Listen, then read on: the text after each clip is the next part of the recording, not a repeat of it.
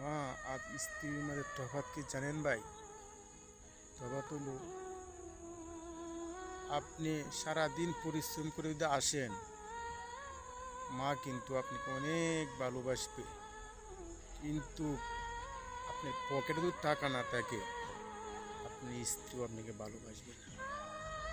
এটা হলো মা বা মা এবার স্ত্রীর তফাৎ।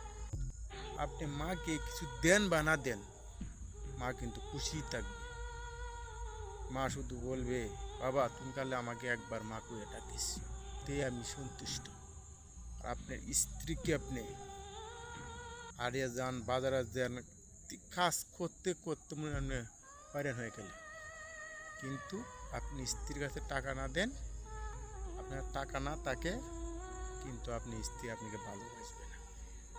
আরও অনেক আপনাকে কথা শোনাইবে, তোমার কাছে বিয়া বসিয়া আমার জীবনটাই শেষ করে দিলাম, এই দেহাই না হেই দেও না, কত কিছুতে দেখাইব আপনাকে, সেটা হলো বলার বাইরে।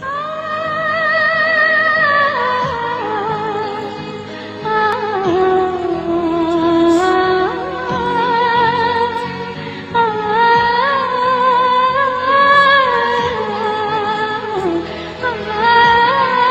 স্ত্রীর কাছে কিছু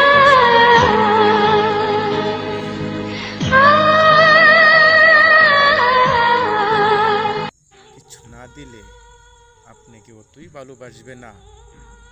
এটা আপনি প্রমাণ করতে পারেন, এটা আপনি প্রমাণ করেন। আমার কথাটা আমি বলছি যে টাকা না থাকলে কেউ আপনাকে ভালোবাসবে না, একমাত্র ভালোবাসবে মা। এটা আপনি আমার কথার সাথে আপনি মিলিয়ে দেখেন, আমি কি বাস্তব বলছি না অবাস্তব বলছি। সকলকে আমি ধন্যবাদ।